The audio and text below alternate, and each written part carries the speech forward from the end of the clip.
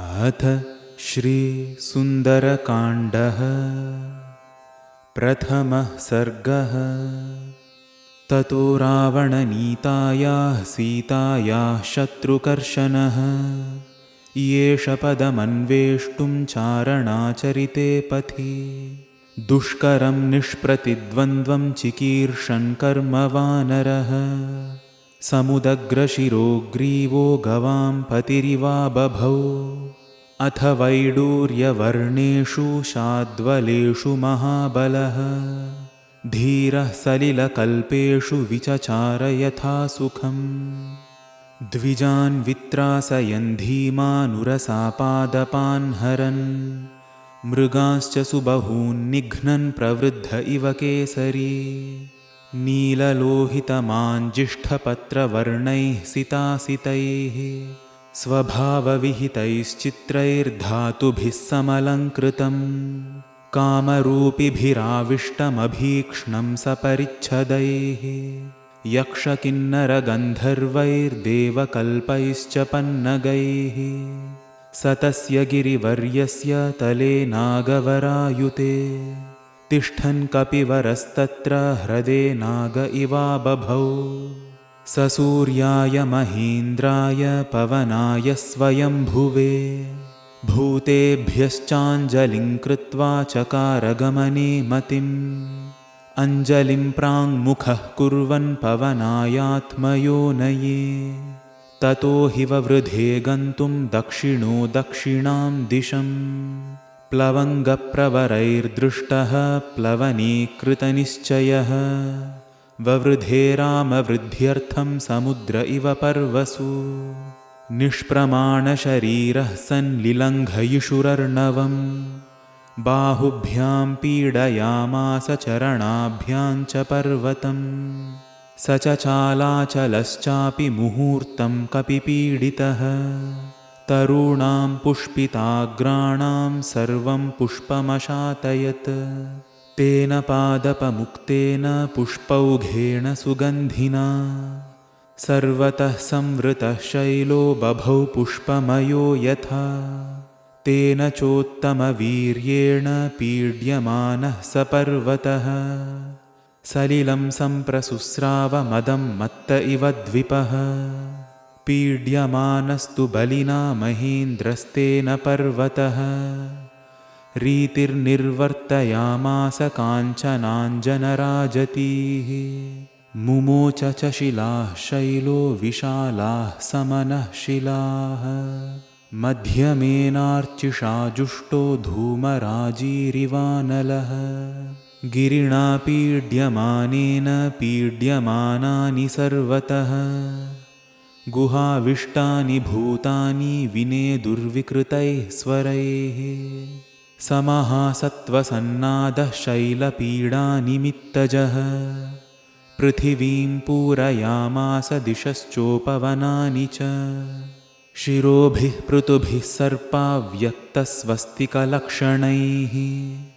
वमन्तः पावकं घोरं ददंशुर्दशनैः शिलाः तास्तदा सविषैर्दष्टाः कुपितैस्तैर्महाशिलाः जज्वलुः पावकोद्दीप्ता बिभिदुश्च सहस्रधा यानि चौषधजालानि तस्मिन् जातानि पर्वते विषघ्नान्यपि नागानां न शेकुः शमितुं विषम् भिद्यतेयं गिरिर्भूतैरिति मत्वा तपस्विनः त्रस्ता विद्याधरास्तस्मादुत्पेतु स्त्रीगणैः सह पानभूमिगतं हित्वा हैममासवभाजनं पात्राणि च महार्हाणि करकांश्च हिरण्मयान् लेह्यानुच्चावचान् भक्ष्यान् मांसानि विविधानि च आर्षभाणि च चर्माणि खड्गांश्च कनकत्सरून् कृतकण्ठगुणाः क्षीबा रक्तमाल्यानुलेपनाः रक्ताक्षाः पुष्कराक्षाश्च गगनं प्रतिपेदिरे हारनूपुरकेयूरपारिहार्यधरा स्त्रियः विस्मिताः सस्मितास्तस्थुराकाशे रमणैः सह दर्शयन्तो महाविद्यां विद्याधरमहर्षयः सहितास्तस्थुराकाशे वीक्षाञ्चक्रुश्च पर्वतम् शुश्रुवुश्च तदा शब्दं ऋषीणां भावितात्मनां चारणानां च सिद्धानां स्थितानां विमलेऽम्बरे एष पर्वतसङ्काशो हनुमान् मारुतात्मजः तितीर्षति महावेगः समुद्रं मकरालयम् रामार्थं वानरार्थं च चिकीर्षन् कर्म दुष्करम् समुद्रस्य परं पारं दुष्प्रापं प्राप्तुमिच्छति इति विद्याधराः श्रुत्वा वचस्तेषां महात्मनां तमप्रमेयं ददृशुः पर्वते वानरर्षभम् दुधुवे च स रोमाणि च कम्पे चाचलोपमः ननादसु महानादं सुमहानिवतो यदः आनुपूर्व्येण वृत्तं च लाङ्गूलं लोमभिश्चितम् उत्पतिष्यन् विचिक्षेप पक्षिराज इवोरगम् तस्य लाङ्गूलमाविद्धमात्तवेगस्य पृष्ठतः ददृशे गरुडेनेव ह्रियमाणो महोरगः बाहू संस्तम्भयामास महापरिघसन्निभौ ससाद च कपिः कट्यां चरणौ सञ्चुकोच च संहृत्य च भुजौ श्रीमांस्तथैव च शिरोधरां तेजः सत्त्वं तथा वीर्यमाविवेश स वीर्यवान् मार्गमालोकयन् दूरादूर्ध्वं प्रणिहिते क्षणः रुरोधहृदये प्राणानाकाशमवलोकयन् पद्भ्यां दृढमवस्थानं कृत्वा स कपिकुञ्जरः निकुञ्च्य कर्णौ हनुमानुत्पतिष्यन्महाबलः वानरान् वानरश्रेष्ठ इदं वचनमब्रवीत् यथा राघवनिर्मुक्तः शरश्वसनविक्रमः गच्छेत्तद्वद्गमिष्यामि लङ्कां रावणपालिताम् न हि द्रक्ष्यामि यदि तां लङ्कायां जनकात्मजाम् अनेनैव हि वेगेन गमिष्यामि सुरालयम् यदि वा त्रिदिवे सीतां न द्रक्ष्याम्यकृतश्रमः बद्ध्वा राक्षसराजानमानयिष्यामि रावणम् सर्वथा कृतकार्योऽहमेष्यामि सह सीतया आनयिष्यामि वालङ्कां समुत्पाट्य स रावणाम् एवमुक्त्वा तु हनुमान् वानरान् वानरोत्तमः उत्पपाताथ वेगेन वेगवान् विचारयन् सुपर्णमिव चात्मानं मेने स कपिकुञ्जरः समुत्पतति तस्मिंस्तु वेगात्तेन गरोहिणः संहृत्य विटपान् सर्वान् समुत्पेतुः समन्ततः समत्तको यष्टिभकान् पादपान् पुष्पशालिनः उद्वहन्नूरुवेगेन जगाम विमलेऽम्बरे ऊरुवेगोत्थिता वृक्षा मुहूर्तं कपिमन्वयुः प्रस्थितं दीर्घमध्वानं स्वबन्धुमिव बान्धवाः तमूरुवेगोन्मथिताः सालाश्चान्येन गोत्तमाः अनुजग्मुर्हनूमन्तं सैन्या इव महीपतिम्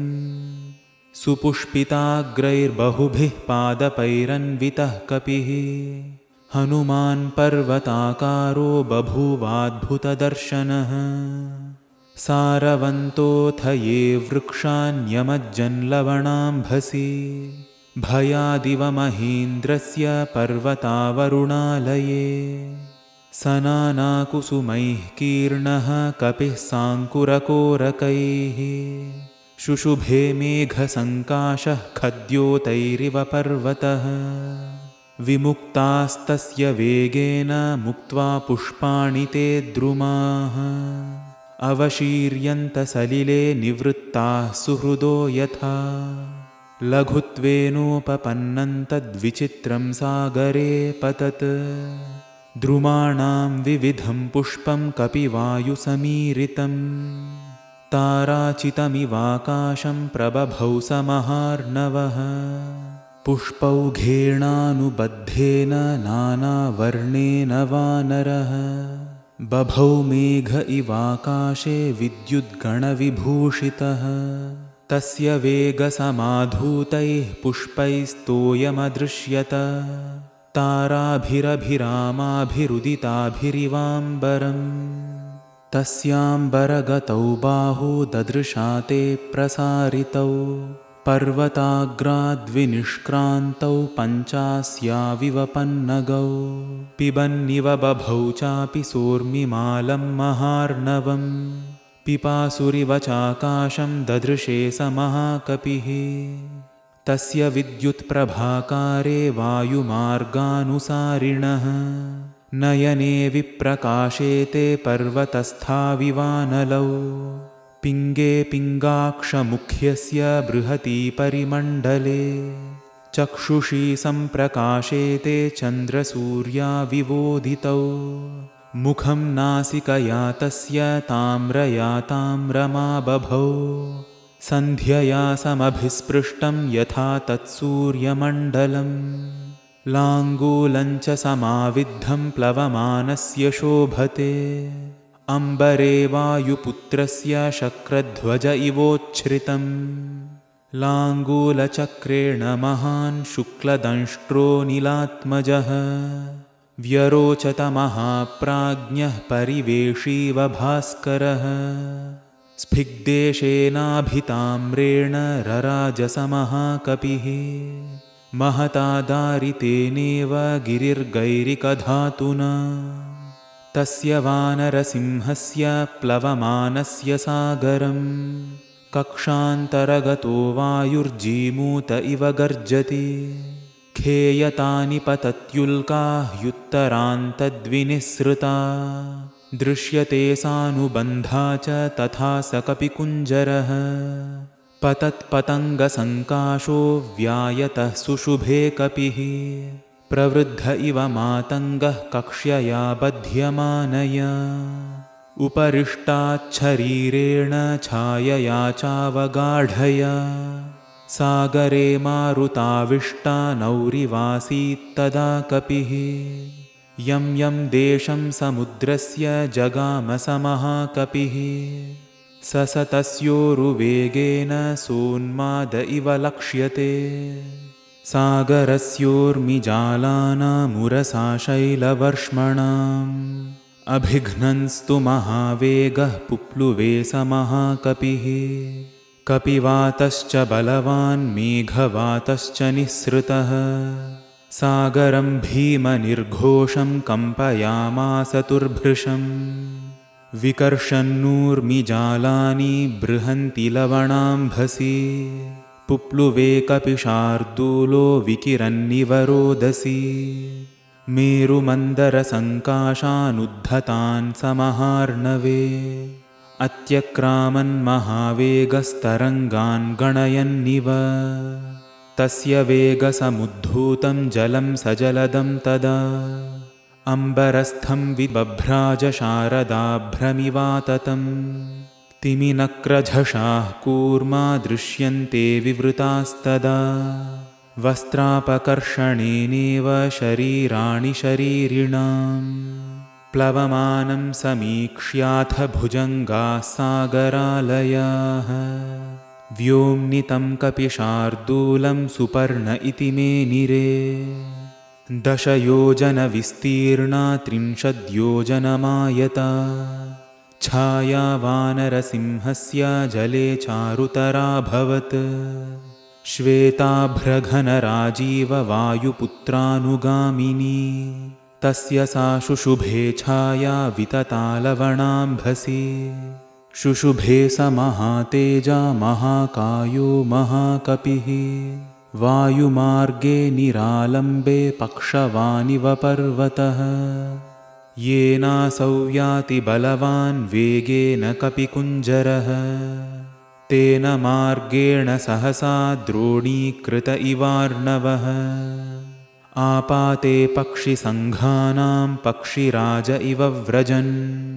हनुमान् मेघजालानि प्रकर्षन् मारुतो यथा पाण्डुरारुणवर्णानि नीलमाञ्जिष्ठकानि च कपिना कृष्यमाणानि महाभ्राणि चकाशिरे प्रविशन्नभ्रजालानि निष्पतंश्च पुनः पुनः प्रच्छन्नश्च प्रकाशश्च चन्द्रमा इव लक्ष्यते प्लवमानं तु तं दृष्ट्वा प्लवङ्गं त्वरितं तदा ववर्षुः पुष्पवर्षाणि देवगन्धर्वदानवाः ततापनहितं सूर्यः प्लवन्तं वानरोत्तमम् सिषेवे च तदा वायुरामकार्यार्थसिद्धये ऋषयस्तुष्टुवुश्चैनं प्लवमानं विहाय सा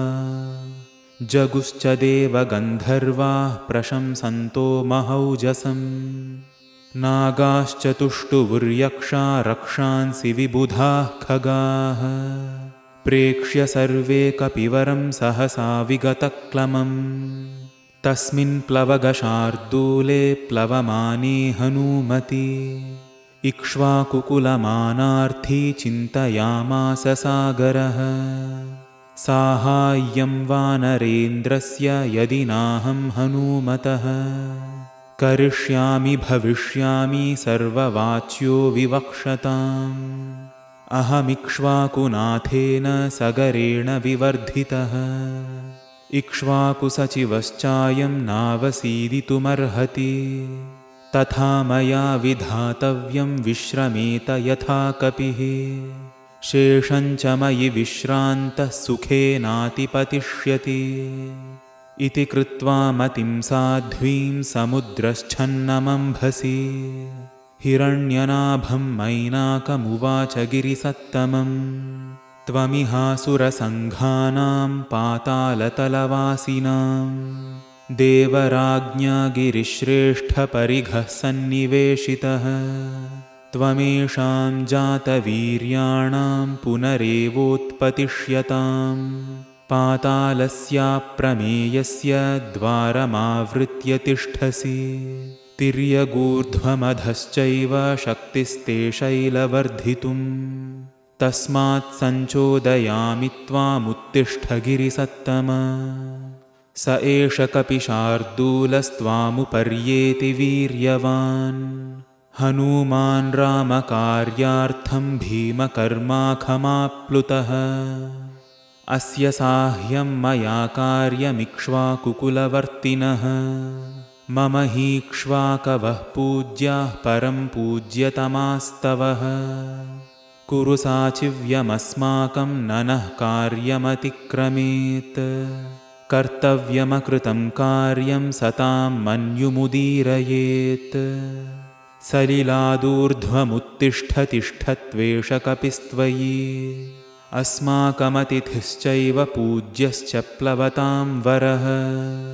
चामीकरमहानाभदेवगन्धर्वसेविता हनुमांस्त्वयि विश्रान्तस्ततः शेषं गमिष्यति काकुत्स्थस्यानृशंस्यञ्च मैथिल्याश्च विवासनं श्रमञ्च प्लवगेन्द्रस्य समीक्ष्योत्थातुमर्हसि हिरण्यनाभो मैनाको निशम्य लवणाम्भसः उत्पपातजलात्तूर्णं महाद्रुमलतायुतः ससागरजलं भित्त्वा बभूवाभ्युत्थितस्तदा यथा जलधरं भित्त्वा दीप्तरश्मिर्दिवाकरः समहात्मा मुहूर्तेन सर्वतः सलिलावृतः दर्शयामास शृङ्गाणि सागरेण नियोजितः शातकुम्भमयैः शृङ्गैः सकिन्नरमहोरगैः आदित्योदयसङ्काशैरालिखद्भिरिवाम्बरम् तप्तजाम्बूनदैः शृङ्गैः पर्वतस्य समुत्थितैः आकाशं शस्त्रसङ्काशमभवत्काञ्चनप्रभम् जातरूपमयैः शृङ्गैर्भ्राजमानैः स्वयं प्रभैः आदित्यशतसङ्काशः सोऽभवद्गिरिसत्तमः तमुत्थितमसङ्गेन हनुमानग्रतस्थितं मध्ये लवणतो यस्य विघ्नोऽयमिति निश्चितः सतमुच्छ्रितमत्यर्थं महावेगो महाकपिः उरसा पातयामास जीमूतमिव मारुतः स तथा पातितस्तेन कपिना पर्वतोत्तमः बुद्ध्वा तस्य कपेर्वेगं जहर्ष च ननन्द च तमाकाशगतं वीरमाकाशे समुपस्थितः प्रीतो हृष्टमना वाक्यमब्रवीत् पर्वतः कपिं मानुषं धारयन् रूपमात्मानः शिखरे स्थितः दुष्करं कृतवान् कर्म त्वमिदं वानरोत्तम निपत्य मम शृङ्गेषु विश्रमस्व यथा सुखम् राघवस्य कुले जातैरुदधिः परिवर्धितः स त्वां रामहिते युक्तं प्रत्यर्चयति सागरः कृते च प्रतिकर्तव्यमेष धर्मः सनातनः सोऽयं त्वत्प्रतिकारार्थी त्वत्तः सम्मानमर्हति त्वन्निमित्तमनेनाहं बहुमानात् प्रचोदितः तिष्ठत्वं कपिशार्दूल मयि विश्रम्य गम्यताम् तव सानुषु विश्रान्तः शेषं प्रक्रमतामिति योजनानां शतं चापि कपिरेष समाप्लुतः तदिदं गन्धवत्स्वादु कन्दमूलफलं बहु तदास्वाद्य हरिश्रेष्ठ विश्रान्तोऽनुगमिष्यसि अस्माकमपि सम्बन्धः कपिमुख्यत्वयास्ति वै प्रख्यातस्त्रिषु लोकेषु महागुणपरिग्रहः वेगवन्तः प्लवन्तो ये प्लवगामारुतात्मज तेषां मुख्यतमं मन्ये त्वामहं कपिकुञ्जर अतिथिः किल पूजार्हः प्राकृतोऽपि विजानता धर्मं जिज्ञासमानेन किं पुनस्त्वादृशो महान्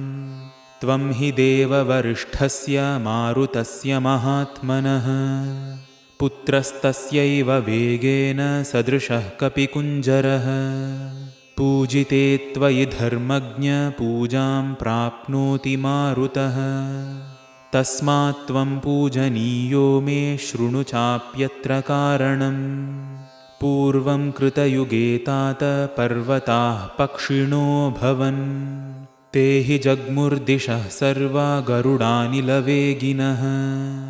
ततस्तेषु प्रयातेषु देवसङ्घाः महर्षिभिः भूतानि च भयं जग्मुस्तेषां पतनशङ्कया ततः क्रुद्धः सहस्राक्षः पर्वतानां शतक्रतुः पक्षाञ्चिच्छेदवज्रेण तत्र तत्र सहस्रशः समामुपागतः क्रुद्धो वज्रमुद्यम्य देवराट् ततोऽहं सहसा क्षिप्तः श्वसनेन महात्मना अस्मिन् लवणतो ये च प्रक्षिप्तः प्लवगोत्तमः गुप्तपक्षसमग्रश्च तव पित्राभिरक्षितः ततोऽहं मानयामि त्वां मान्यो हि मम मारुतः त्वया मे ह्येष सम्बन्धः कपिमुख्यमहागुणः अस्मिन्नेवं गते कार्ये सागरस्य ममैव च प्रीतिं प्रीतमनाः कर्तुं त्वमर्हसि महाकपे श्रमं मोक्षय पूजां च गृहाण कपिसत्तम प्रीतिं च बहुमन्यस्व प्रीतोऽस्मि तव दर्शनात् एवमुक्तः कपिश्रेष्ठस्तं न गोत्तममब्रवीत् प्रीतोऽस्मि कृतमातिथ्यं मन्युरेषोपनीयताम् त्वरते कार्यकालो मे अहश्चाप्यतिवर्तते प्रतिज्ञा च मया दत्ता न स्थातव्यमिहान्तरे इत्युक्त्वा पाणिना शैलमालभ्य हरिपुङ्गवः जगामाकाशमाविश्य वीर्यवान् प्रहसन्निव सपर्वतसमुद्राभ्यां बहुमानादवेक्षितः पूजितश्चोपपन्नाभिराशीर्भिरनिलात्मजः अथोर्ध्वं दूरमुत्प्लुत्य हित्वा शैलमहार्णवौ पितुः पन्थानमास्थाय जगाम विमलेऽम्बरे भूयश्चोर्ध्वं गतिं प्राप्य गिरिं तमवलोकयन् वायुसूनुर्निरालम्बे जगाम विमलेऽम्बरे तद्वितीयं हनुमतो दृष्ट्वा कर्मसु दुष्करं प्रशशंसुः सुराः सर्वे सिद्धाश्च परमर्षयः देवताश्चाभवन् हृष्टास्तत्र स्थास्तस्य कर्मणा काञ्चनस्य सुनाभस्य सहस्राक्षश्च वासवः उवाच वचनं धीमान् परितोषात् स गद्गदम् सुनाभं पर्वतश्रेष्ठं स्वयमेव शचीपतिः हिरण्यनाभशैलेन्द्रपरितुष्टोऽस्मि ते भृशम् अभयं ते प्रयच्छामि तिष्ठ सौम्य यथा सुखम् साह्यं कृतं ते सुमहद्विक्रान्तस्य हनूमतः क्रमतो योजनशतं निर्भयस्य भये सति रामस्यैष हितायैव याति दाशरथेर्हरिः सत्क्रियां कुर्वता तस्य तोषितोऽस्मि दृढं त्वया ततः प्रहर्षमगमद्विपुलं पर्वतोत्तमः देवतानां पतिं दृष्ट्वा परितुष्टं शतक्रतुं स वै दत्तवरः शैलो बभूवावस्थितस्तदा हनुमांश्च मुहूर्तेन व्यतिचक्रामसागरम्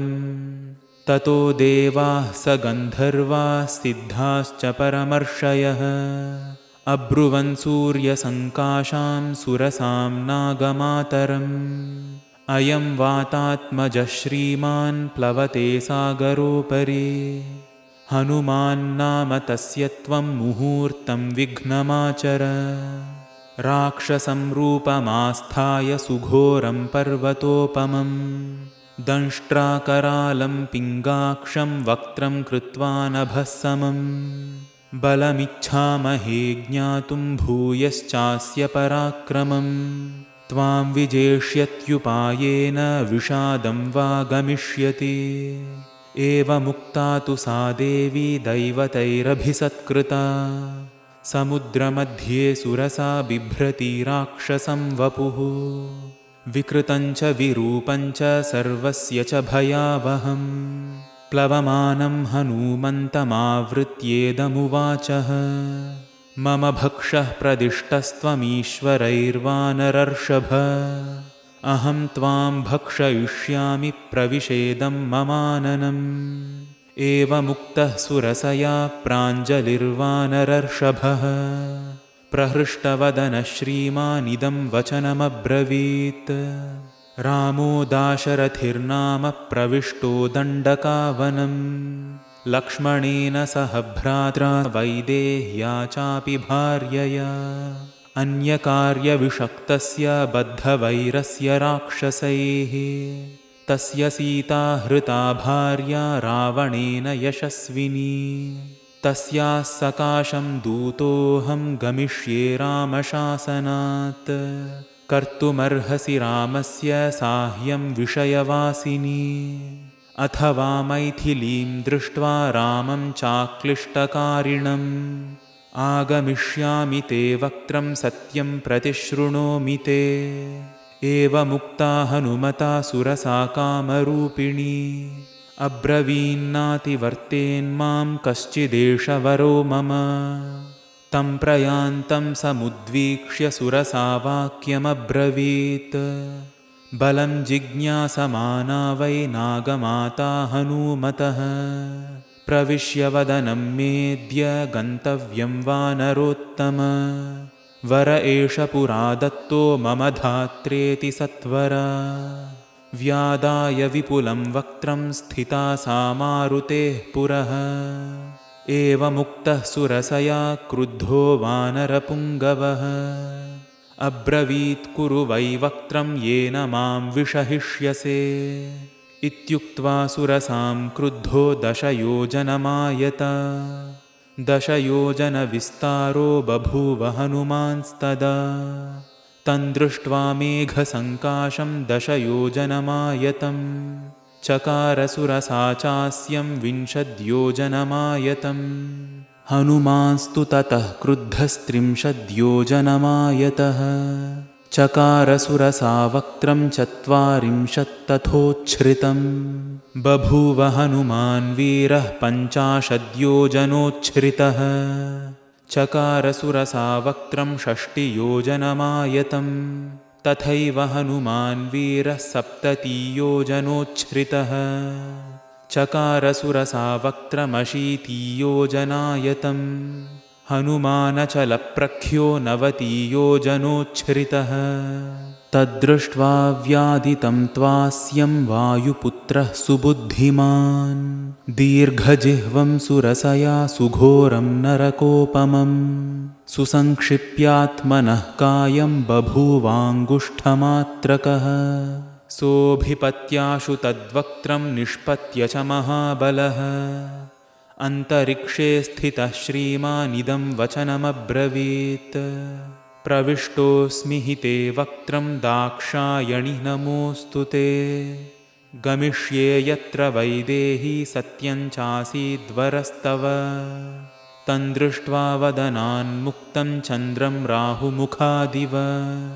अब्रवीत् सुरसा देवी स्वेन रूपेण वानरम् अर्थसिद्ध्यै हरिश्रेष्ठ गच्छ सौम्य यथा सुखं समानयस्व वैदेहीं राघवेण महात्मना तत्तृतीयं हनुमतो दृष्ट्वा कर्म सुदुष्करं साधु साध्विति भूतानि प्रशशंसुस्तदा हरिम् ससागरमनाद्धृष्यमभ्येत्य वरुणालयम् जगामाकाशमाविश्य वेगेन गरुडोपमः सेविते वारिधाराभिः पतगैश्च निषेविते चरिते कैशिकाचार्यैरैरावतनिषेविते सिंहकुञ्जरशार्दूलपतगोरगवाहनैः विमानैः सम्पतद्भिश्च विमलैः समलङ्कृते वज्राशनिसमाघातैः पावकैरुपशोभिते कृतपुण्यैर्महाभागैः स्वर्गजिद्भिरलङ्कृते वहता हव्यमत्यर्थं सेविते चित्रभानुना ग्रहनक्षत्रचन्द्रार्कतारागणविभूषिते महर्षिगणगन्धर्वनागयक्षसमाकुले विविक्ते विमले विश्वे विश्वावसुनिषेविते देवराजगजाक्रान्ते चन्द्रसूर्यपथे शिवे विताने जीवलोकस्य वितते ब्रह्मनिर्मिते बहुशः सेविते वीरैर्विद्याधरगणैर्वरैः जगामवायुमार्गे तु गरुत्मानिव मारुतिः प्रदृश्यमानः सर्वत्र हनुमान् मारुतात्मजः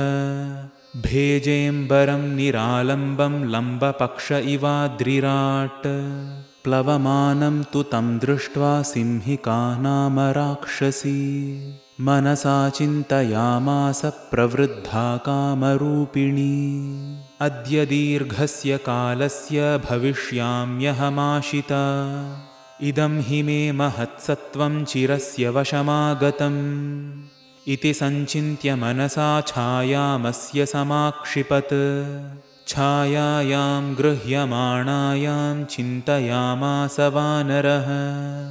समाक्षिप्तोऽस्मि सहसा पङ्गूकृतपराक्रमः प्रतिलोमेन वातेन महानौरिव सागरे तिर्यगूर्ध्वमधश्चैव वीक्षमाणस्ततः कपिः ददर्श समहत्सत्त्वमुत्थितं लवणाम्भसि तद्दृष्ट्वा चिन्तयामास मारुतिर्विकृताननं कपिराजेन कथितं सत्त्वमद्भुतदर्शनं छायाग्राहि महावीर्यं तदिदं नात्र संशयः सतां बुद्ध्वार्थतत्त्वेन सिंहिकां मतिमान् कपिः व्यवर्धत महाकायः प्रावृषीव वलाहकः तस्य साकायमुद्वीक्ष्य वर्धमानं महाकपेः वक्त्रं प्रसारयामास पातालान्तरसन्निभम् घनराजीव गर्जन्ती वानरं समभिद्रवत् सददर्श ततस्तस्या विवृतं सुमहन्मुखम् कायमात्रञ्च मेधावी मर्माणि च महाकपिः स तस्या विवृते वक्त्रे वज्रसंहननः कपिः संक्षिप्य मुहुरात्मानं निष्पपात महाबलः आस्ये तस्या निमज्जन्तं ददृशुः सिद्धचारणाः ग्रस्यमानं यथा चन्द्रं पूर्णं पर्वणि राहुणा ततस्तस्या नखैर्तीक्ष्णैर्मर्माण्युत्कृत्य वानरः उत्पपाताथ वेगेन मनः सम्पातविक्रमः तां तु दृष्ट्वा च धृत्या च दाक्षिण्येन निपात्य च स कपिप्रवरो वेगाद्ववृधे पुनरात्मवान् हृतहृत्सा हनुमता पपात विधुराम्भसि तां हतां वानरेणाशु पतितां वीक्ष्य सिंहिकां भूतान्याकाशचारिणि तमूचुः प्लवगोत्तमम् भीममद्य कृतं कर्म महत्सत्वं त्वया हतम् साधयार्थमभिप्रेतमरिष्टं प्लवतां वर यस्य त्वेतानि चत्वारि वानरेन्द्र यथा तव धृतिर्दृष्टिर्मतिर्दाक्ष्यं सहकर्मसु न सीदति सतैः सम्भावितः पूज्यः प्रतिपन्नप्रयोजनः जगामाकाशमाविश्य पन्नगाशनवत्कपिः प्राप्तभूयिष्ठपारस्तु सर्वतः प्रतिलोकयन् योजनानां शतस्यान्ते वनराजिं ददर्शसः ददर्श च पतन्नेव विविधद्रुमभूषितं द्वीपं शाखामृगश्रेष्ठो मलयोपवनानि च सागरं सागरानूपं सागरानूपजान्द्रुमान् सागरस्य च पत्नीनां मुख्यान्यपि विलोकयन् समहामेघसङ्काशं समीक्ष्यात्मानमात्मवान् निरुन्धन्तमिवाकाशं चकारमतिमान्मतिम् कायवृद्धिं प्रवेगं च मम दृष्ट्वैव राक्षसाः मयि कौतूहलं कुर्युरिति मेने महाकपिः ततः शरीरं संक्षिप्य तन्महीधरसन्निभं पुनः प्रकृतिमापेदे वीतमोह इवात्मवान् तद्रूपमतिसंक्षिप्य हनुमान् प्रकृतौ स्थितः त्रीन् क्रमानिव विक्रम्य बलिवीर्यहरो हरिः सचारुनानाविधरूपधारी परं समासाद्य समुद्रतीरं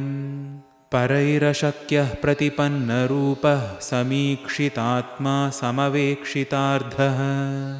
ततः सलम्बस्य गिरेः समृद्धे विचित्रकूटे निपपातकूटे सकेतकोद्दालकनालिकेरे महाद्रिकूटप्रतिमो महात्मा ततस्तु सम्प्राप्य समुद्रतीरं समीक्ष्य लङ्कां गिरिवर्यमूर्ध्नि कपिस्तु तस्मिन्निपपातपर्वते विधूय रूपं व्यथयन् मृगद्विजान् ससागरं दानवपन्नगायुतं बलेन विक्रम्य महोर्मिमालिनम् निपत्य तीरे च महोदधेस्तदा ददर्श लङ्काममरावतीमिव। इत्यार्षे श्रीमद् रामायणे वाल्मीकीय आदिकाव्ये सुन्दरकाण्डे प्रथमः सर्गः। द्वितीयः सर्गः। ससागरमनाधृष्यमतिक्रम्य महाबलः त्रिकूटशिखरे लङ्कां स्थितां स्वस्थो ददर्शः। ततः पादपमुक्तेन पुष्पवर्षेण वीर्यवान् अभिवृष्टस्थितस्तत्र बभौ पुष्पमयो यथा। योजनानां शतं श्रीमांस्तीर्त्वाप्युत्तमविक्रमः अनिश्वसन् कपिस्तत्र न ग्लानिमधिगच्छति शतान्यहं योजनानां क्रमेयं सुबहून्यपि किं पुनः सागरस्यान्तं सङ्ख्यातं शतयोजनं स तु वीर्यवतां श्रेष्ठः प्लवतामपि चोत्तमः जगामवेगवान् लङ्कां लङ्घयित्वा महोदधिं शाद्वलानि च नीलानि गन्धवन्ति वनानि च गण्डवन्ति च मध्येन जगामनगवन्ति च शैलांश्च तरुसञ्छन्नान् वनराजीश्च पुष्पिताः अभिचक्राम तेजस्वी हनुमान् प्लवगर्षभः स तस्मिन्नचले तिष्ठन् वनान्युपवनानि च सनगाग्रे च तां लङ्कां ददर्श पवनात्मजः सरलान् कर्णिकारांश्च खर्जूरांश्च सुपुष्पितान् प्रियाळान् मुचुलिन्दांश्च कुटजान् केतकानपि प्रियङ्गून् गन्धपूर्णांश्च नीपान् सप्तच्छदांस्तथा असनान् कोविदारांश्च करवीरांश्च पुष्पितान् पुष्पभारनिबद्धांश्च तथा मुकुलितानपि पादपान् विहगाकीर्णान् पवनाधूतमस्तकान् हंसकारण्डवाकीर्णा वापीः पद्मोत्पलायुताः आक्रीडान् विविधान् रम्यान् विविधांश्च जलाशयान् सन्ततान् विविधैर्वृक्षैः सर्वर्तुफलपुष्पितैः उद्यानानि च रम्याणि ददर्श कपिकुञ्जरः समासाद्य च लक्ष्मीवान् लङ्कां रावणपालितां परिखाभिः सपद्माभिः सोत्पलाभिरलङ्कृतां सीतापहरणार्थेन रावणेन सुरक्षितां समन्ताद्विचरद्भिश्च राक्षसैरुग्रधन्विभिः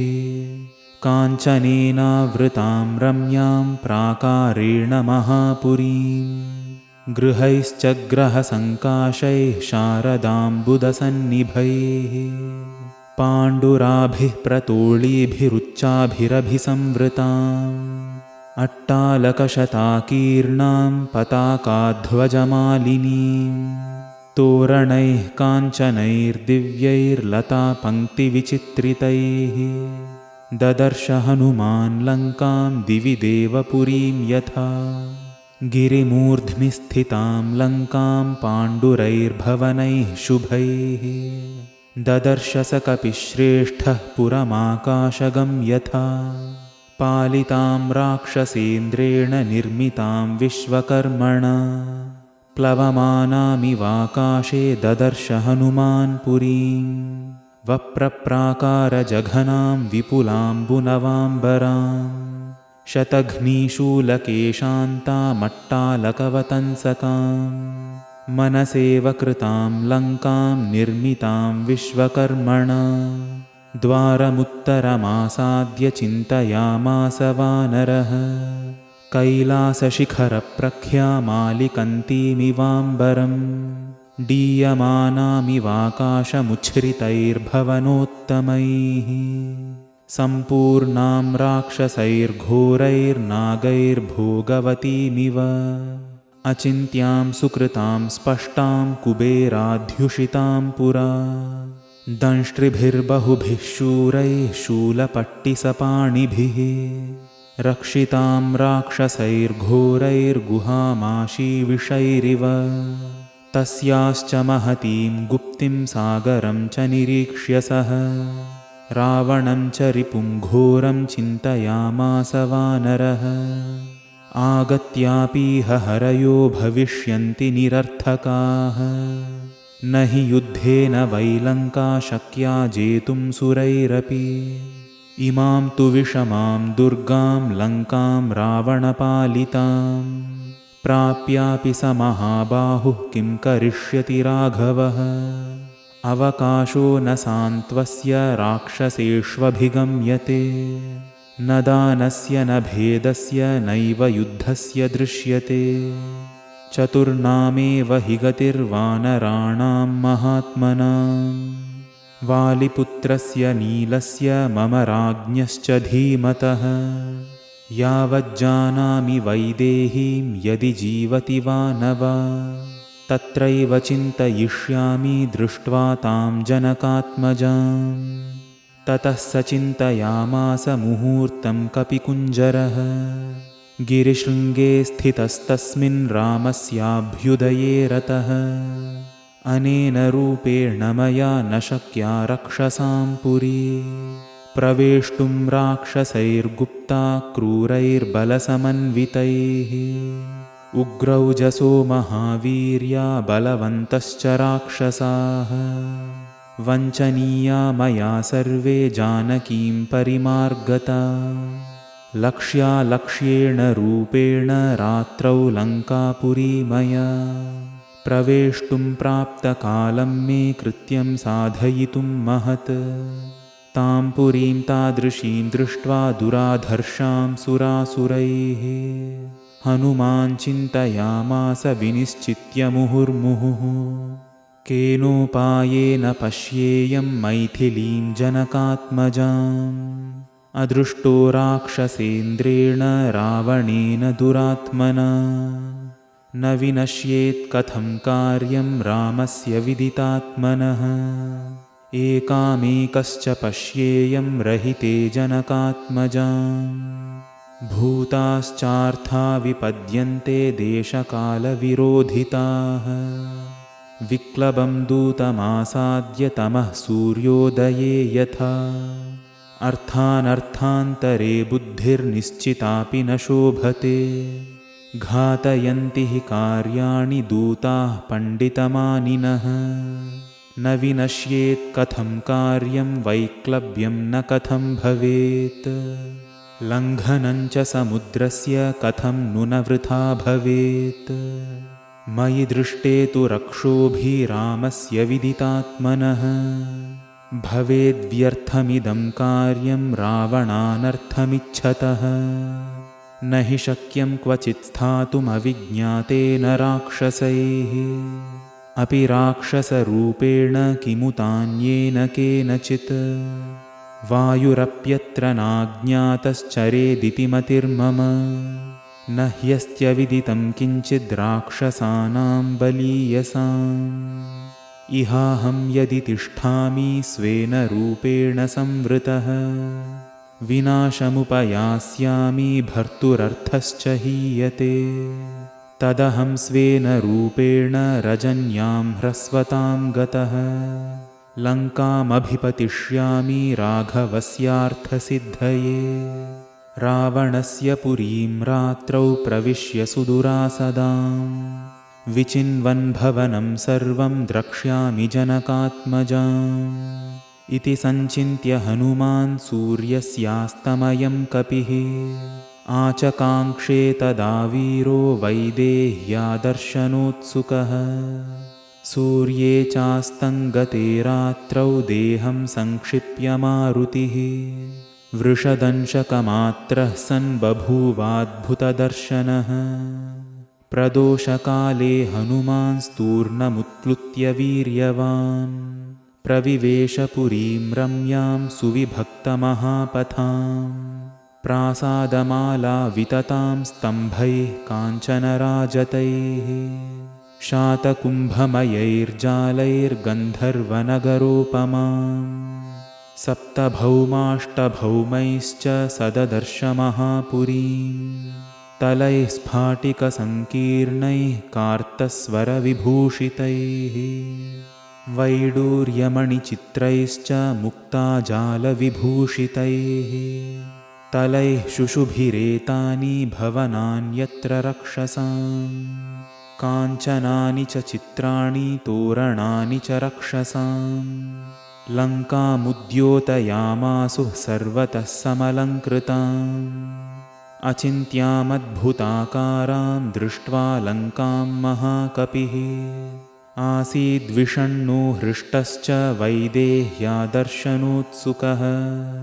सपाण्डुरोद्विद्धविमानमालिनीं महार्हजाम्बूनदजालतोरणाम् यशस्विनीं रावणबाहुपालितां क्षपाचरैर्भीमबलैः समावृताम् चन्द्रोऽपि साचिव्यमिवास्य कुर्वन्स्तारागणैर्मध्यगतो विराजन् ज्योत्स्नावितानेन वितत्यलोकमुत्तिष्ठतेनैकसहस्ररश्मिः शङ्खप्रभं क्षीरमृणालवर्णमुद्गच्छमानं व्यवभासमानम् ददर्श चन्द्रं स हरिप्रवीरः पूप्लूयमानं सरसीवहंसम् इत्यार्षे श्रीमद् रामायणे सुन्दरकाण्डे द्वितीयः सर्गः। तृतीयः सर्गः। सलम्बशिखरे लम्बे लम्बतो यदसन्निभे सत्त्वमास्थाय मेधावी हनुमान् मारुतात्मजः निशिलङ्कां महासत्त्वः विवेश कपिकुञ्जरः रम्यकाननतोयाढ्यां पुरीं रावणपालिताम् शारदाम्बुधरप्रख्यैर्भवनैरुपशोभिताम् सागरोपमनिर्घोषां सागरानिलसेविताम् सुपुष्टबलसम्पुष्टां यथैव विटपावतीम् चारुतोरणनिर्यूहां पाण्डुरद्वारतोरणाम् भुजगाचरितां गुप्तां शुभां भोगवतीमिव तां सविद्युद्घनाकीर्णां ज्योतिर्मार्गनिषेविताम् मन्दमारुतसञ्चारां यथेन्द्रस्यामरावतीं शातकुम्भेन महता प्राकारेणाभिसंवृताम् किङ्किणीजालघोषाभिः पताकाभिरलङ्कृताम् आसाद्य सहसा हृष्टः प्राकारमभिपेदिवान् विस्मयाविष्टहृदयः पुरीमालोक्य सर्वतः जाम्बूनदमयैर्द्वारैर्वैडूर्यकृतवेदिकैः वज्रस्फटिकमुक्ताभिर्मणिकुट्टिमभूषितैः तप्तहाटकनिर्यूहैराजतामलपाण्डुरैः वैदूर्यतलसोपानैः स्फाटिकान्तरपांसुभिः चारुसञ्जवनोपेतैः खमिवोत्पतितैः शुभैः क्रौञ्चबर्हिणसङ्घुष्टैः राजहंसनिषेवितैः तूर्याभरणनिर्घोषैः सर्वतः प्रतिनादिताम् वस्वौकसारा प्रतिमां समीक्ष्य नगरीं ततः खमिवोत्पतितुं कामां जहर्ष हनुमान् कपिः तां समीक्ष्य पुरीं रम्यां राक्षसाधिपतेः शुभाम् अनुत्तमां वृद्धियुतां चिन्तयामास वीर्यवान् नेयमन्येन नगरी शक्या दर्शयितुं बलात् रक्षिता रावणबलैरुद्यतायुधधारिभिः कुमुदाङ्गदयोर्वापि सुषेणस्य महाकपेः प्रसिद्धेयं भवेद्भूमिर्मैन्दद्विविधयोरपि विवस्वतस्तनूजस्य हरेश्च कुशपर्वणः ऋक्षस्य केतुमालस्य मम चैव गतिर्भवेत् समीक्ष्यतु महाबाहो राघवस्य पराक्रमम् लक्ष्मणस्य च विक्रान्तमभवत्प्रीतिमान् कपिः तां रत्नवसनोपेतां कोष्ठागारावतंसकाम् यन्त्रागारस्तनीमृद्धां प्रमदामिव भूषिताम् तां नष्टतिमिरां दीप्तैर्भास्वरैश्च महागृहैः नगरीं राक्षसेन्द्रस्य सददर्श महाकपिः अथ सा हरिशार्दूलं प्रविशन्तं महाबलं नगरी स्वेन रूपेण ददर्श पवनात्मजम् सा तं हरिवरं दृष्ट्वा लङ्का रावणपालिता स्वयमेवोत्थिता तत्र विकृताननदर्शना पुरस्तात् कपिवर्यस्य वायुसूनोरतिष्ठत मुञ्चमाना महानादमब्रवीत् पवनात्मजम् कस्त्वं केन च कार्येण इह प्राप्तो वनालय कथयस्वेह यत्तत्त्वं यावत् प्राणाधरन्ति ते न शक्या खल्वियं लङ्का प्रवेष्टुं वानरत्वया रक्षिता रावणबलैरभिगुप्ता समन्ततः अथ तामब्रवीद्वीरो हनुमानग्रतस्थिताम् कथयिष्यामि ते तत्त्वं यन्मां त्वं परिपृच्छसि का त्वं विरूपनयना पुरद्वारेव तिष्ठसि किमर्थं चापि मां रुद्ध्वा निर्भर्त्सयसि दारुण हनुमद्वचनं श्रुत्वा लङ्का सा कामरूपिणी उवाच वचनं क्रुद्धा परुषं पवनात्मजम् अहं राक्षसराजस्य रावणस्य महात्मनः आज्ञाप्रतीक्षा दुर्धर्षा रक्षामि नगरीमिमाम् न शक्या मामवज्ञाय प्रवेष्टुं नगरी त्वया अद्य प्राणैः परित्यक्तः स्वप्स्यसे निहतो मया अहं हि नगरी लङ्का स्वयमेव प्लवङ्गमा सर्वतः परिरक्षामि ह्येतत्ते कथितं मया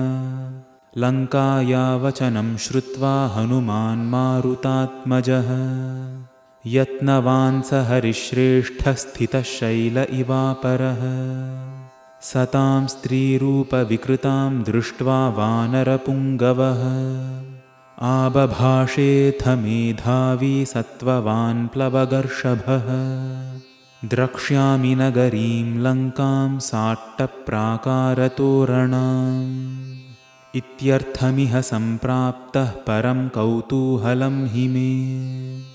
वनान्युपवनानीह लङ्कायाः काननानि च सर्वतो गृहमुख्यानि द्रष्टुमागमनं हि मे तस्य तद्वचनं श्रुत्वा लङ्का सा कामरूपिणी भूय एव पुनर्वाक्यं बभाषे परुषाक्षरम् मामनिर्जित्य दुर्बुद्धे राक्षसेश्वरपालिताम् न शक्यमद्य ते द्रष्टुं पुरीयं वानराधम ततः स कपिशार्दूलस्तामुवाच निशाचरीं दृष्ट्वा पुरीमिमां भद्रे पुनर्यास्ये यथागतम् ततः कृत्वा महानादं सा वै लङ्का भयावहम् तलेन वानरश्रेष्ठं ताडयामास वेगिता ततः स कपिशार्दूलो लङ्कया ताडितो भृशम् ननादसु महानादं वीर्यवान् पवनात्मजः ततः संवर्तयामास वामहस्तस्य सोऽङ्गुलीः मुष्टिनाभिजघूनैनां हनुमान् क्रोधमूर्च्छितः स्त्री चेति मन्यमानेन नातिक्रोधः स्वयं कृतः सा तु तेन प्रहारेण विह्वलाङ्गी निशाचरी पपात सहसा भूमौ विकृताननदर्शन ततस्तु हनुमान् प्राज्ञस्तां दृष्ट्वा विनिपातिताम् कृपां चकार तेजस्वी मन्यमानस्त्रियं तु ताम् ततो वै भृशसंविघ्ना लङ्का सा गद्गदाक्षरम् उवाचागर्वितं वाक्यं हनुमन्तं प्लवङ्गमम् प्रसीदसु महाबाहो त्रायस्व हरिसत्तम समये सौम्य तिष्ठन्ति सत्त्ववन्तो महाबलाः अहं तु नगरी लङ्का स्वयमेव प्लवङ्गम निर्जिताहं त्वया वीर विक्रमेण महाबल इदं तु तथ्यं शृणु वै ब्रुवन्त्या मे हरीश्वर स्वयंभुवा पुरा दत्तं वरदानं यथा मम यदा त्वां वानरः कश्चिद्विक्रमाद्वशमानयेत् तदा त्वया हि विज्ञेयं रक्षसां भयमागतम् स हि मे समयः सौम्य प्राप्तोऽद्यतवदर्शनात् स्वयंभुविहितः सत्यो न तस्यास्ति व्यतिक्रमः सीतानिमित्तं राज्ञस्तु रावणस्य दुरात्मनः रक्षसाञ्चैव सर्वेषां विनाशः समुपागतः तत्प्रविश्य हरिश्रेष्ठपुरीं रावणपालिताम् विधत्स्व सर्वकार्याणि यानि यानीह वाञ्छसि प्रविश्य शापोपहतां हरीश्वर शुभां पुरीं राक्षसराजपालिताम् यदृच्छया त्वं जनकात्मजां सतीं विमार्ग सर्वत्र गतो यथा सुखम् इत्यार्षे श्रीमद् रामायणे सुन्दरकाण्डे तृतीयः सर्गः चतुर्थः सर्गः सनिर्जित्य पुरीं लङ्कां श्रेष्ठां तां कामरूपिणीं विक्रमेण महातेजा हनुमान् कपिसत्तमः अद्वारेण महाबाहुः प्राकारमभिपुप्लुवे प्रविश्य नगरीं लङ्कां कपिराजहितङ्करः चक्रेऽथ पादं सव्यं च शत्रूणां सतु मूर्धनि प्रविष्टः सत्त्वसम्पन्नो निशायां मारुतात्मजः समहापथमास्थाय मुक्तापुष्पविराजितं ततस्तु तां पुरीं लङ्कां रम्यामभिययौ कपिः हसितोत्कृष्टनिनदैस्तूर्यघोषपुरःसरैः वज्राङ्कुशनिकाशैश्च वज्रजालविभूषितैः गृहमेघैः पुरी रम्या बभासेद्यौरिवाम्बुदैः प्रजज्वाल ततो लङ्का रक्षो गणगृहैः शुभैः सिताभ्रसदृशैश्चित्रैः पद्मस्वस्तिकसंस्थितैः वर्धमानगृहैश्चापि सर्वतः सुविभूषिता तां चित्रमाल्याभरणां कपिराजहितङ्करः राघवार्थं चरन् श्रीमान् ददर्श च ननन्द च भवनाद्भवनं गच्छन् ददर्श पवनात्मजः विविधाकृतिरूपाणि भवनानि ततस्ततः शुश्रावमधुरं गीतं त्रिस्थानस्वरभूषितम् स्त्रीणां मदसमृद्धानां दिवि चाप्सरसामिव शुश्रावकाञ्चीनिनदं नूपुराणां च निःस्वनं सोपाननिनदांश्चैव भवनेषु महात्मनाम्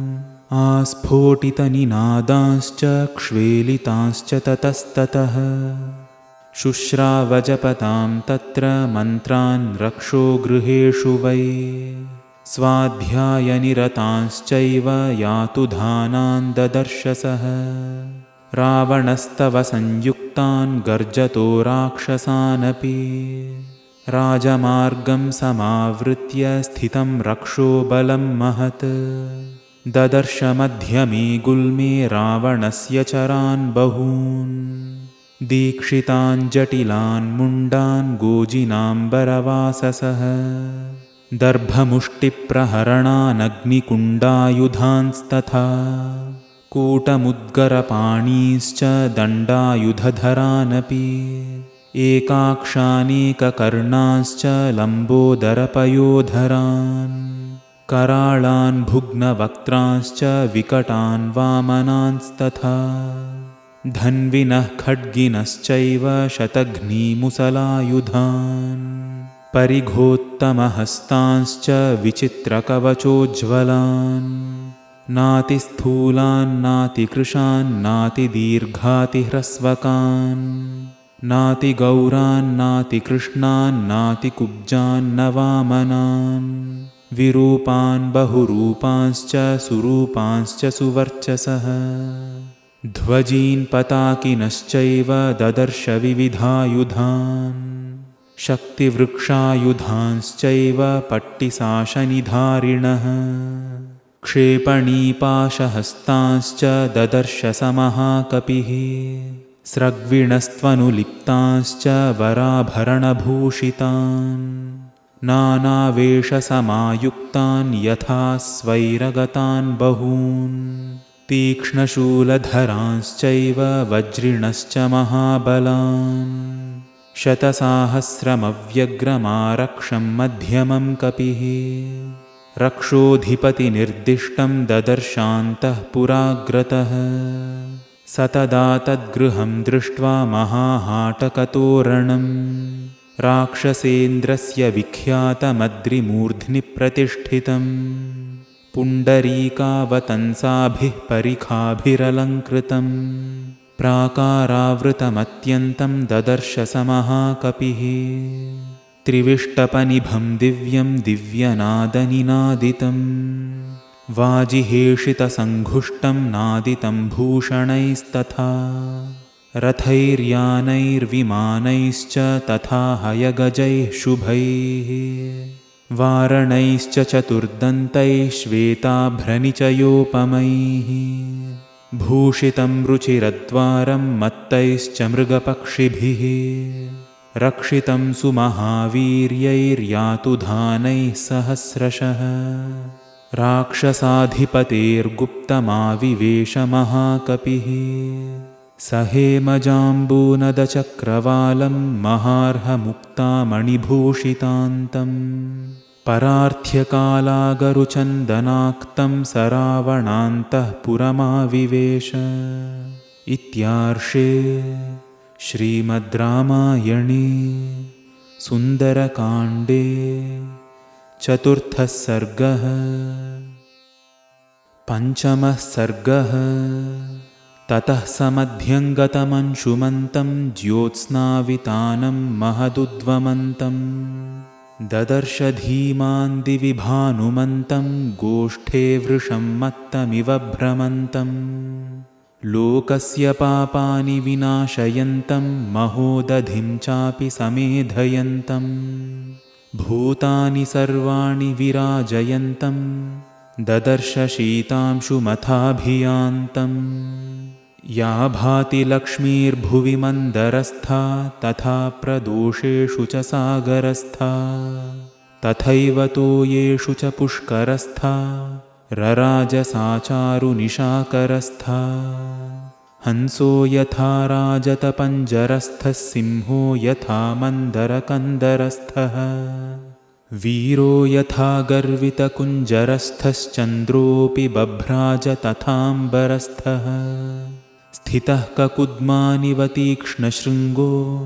महाचलश्वेत इवोच्चशृङ्गः हस्तीव जाम्बूनदबद्धशृङ्गो रराजचन्द्रः परिपूर्णशृङ्गः विनष्टशीताम्बुतुषारपङ्को महाग्रहग्राहविनष्टपङ्कः प्रकाशलक्ष्म्याश्रयनिर्मलाङ्को रराजचन्द्रो भगवान् शशाङ्कः शिलातलं प्राप्य यथा मृगेन्द्रो महारणं प्राप्य यथा गजेन्द्रः राज्यं समासाद्य यथा नरेन्द्रः तथा प्रकाशो विरराजचन्द्रः प्रकाशचन्द्रोदयनष्टदोषः प्रवृत्तरक्षः पिशिताशदोषः रामाभिरामेरितचित्तदोषः स्वर्गप्रकाशो भगवान् प्रदोषः तन्त्रीस्वनाः कर्णसुखाः प्रवृत्ताः स्वपन्ति नार्यः पतिभिः सुवृत्ताः नक्तञ्चराश्चापि तथा प्रवृत्ताः विहर्तुमत्यद्भुतरौद्रवृत्ताः मत्तप्रमत्तानि समाकुलानि रथाश्वभद्रासनसङ्कुलानि वीरश्रिया चापि समाकुलानि ददर्श धीमान् स कपिः कुलानि परस्परं चाधिकमाक्षिपन्ति भुजांश्च पीनानधिकं क्षिपन्ति मत्तप्रलापानधिकं क्षिपन्ति मत्तानि चान्योन्यमधिक्षिपन्ति रक्षांसि वक्षांसि च विक्षिपन्ति गात्राणि कान्तासु च विक्षिपन्ति रूपाणि चित्राणि च विक्षिपन्ति दृढानि चापानि च विक्षिपन्ति ददर्शकान्ताश्च समालभन्त्यस्तथा परास्तत्र पुनः स्वपन्त्यः सुरूपवक्त्राश्च तथा हसन्त्यः क्रुद्धाः पराश्चापि विनिश्वसन्त्यः महागजैश्चापि तथा नदद्भिः सुपूजितैश्चापि तथा सुसद्भिः रराजवीरैश्च विनिश्वसद्भिः ह्रदो भुजङ्गैरिव निःश्वसद्भिः बुद्धिप्रदानान् रुचिराभिधानान् संश्रद्धधानान् जगतः प्रधानान् नानाविधानान् रुचिराभिधानान् ददर्श तस्यां पुर्यातुधानान् ननन्ददृष्ट्वा स च तान् सुरूपान् नानागुणानात्मगुणानुरूपान् विद्योतमानान् स तदानुरूपान् ददर्शकांश्चिच्च पुनर्विरूपान् ततो वरार्हाः सुविशुद्धभावाः तेषां स्त्रियस्तत्र महानुभावाः प्रियेषु पानेषु च सक्तभावाः ददर्श तारा इव सुप्रभावाः श्रियाज्वलन्तीस्त्रपयोपगूढा निशीथकाले रमणोपगूढाः ददर्शकाश्चित्प्रमदोपगूढा यथा विहङ्गाः कुसुमोपगूढाः अन्याः पुनर्हर्म्यतलोपविष्टास्तत्र प्रियाङ्केषु सुखोपविष्टाः भर्तुः प्रिया धर्मपरा निविष्टा ददर्श धीमान् मदनाभिविष्टाः अप्रावृताः काञ्चनराजिवर्णाः काश्चित्परार्थास्तपनीयवर्णाः पुनश्च काश्चिच्छशलक्ष्मवर्णाः कान्तप्रहीणा रुचिराङ्गवर्णाः ततः प्रियान् प्राप्य मनोभिरामाः सुप्रीतियुक्ताः प्रसमीक्ष्य रामाः गृहेषु हृष्टाः परमाभिरामाः हरिप्रवीरः सददर्श रामाः चन्द्रप्रकाशाश्च हि वक्त्रमालाः वक्राक्षिपक्ष्माश्च सुनेत्रमालाः विभूषणानां च ददर्शमालाः शतह्रदानामिव चारुमालाः नत्वेव सीतां परमाभिजातां पथि स्थिते राजकुले प्रजातां लतां प्रफुल्लामिव साधुजातां ददर्श तन्वीं मनसाभिजातां सनातने वर्त्मनि सन्निविष्टां रामे क्षणां तां मदनाभिविष्टां भर्तुर्मनः श्रीमदनुप्रविष्टां स्त्रीभ्यो वराभ्यश्च सदा विशिष्टाम् उष्णार्दितां सानुसृतास्रकण्ठीं पुरावरार्होत्तमनिष्ककण्ठीं सुजातपक्ष्मामभिरक्तकण्ठीं वने प्रवृत्तामिव नीलकण्ठीम् अव्यक्तरेखामिव चन्द्ररेखां पांसुप्रदिग्धामिव हेमरेखां क्षतप्ररूढामिव बाणरेखां वायुप्रभिन्नामिव मेघरेखां सीतामपश्यन्मनुजेश्वरस्य रामस्य पत्नीं वदतां वरस्य बभूव दुःखाभिहतश्चिरस्य प्लवङ्गमो मन्द इवाचिरस्य इत्यार्षे श्रीमद् रामायणे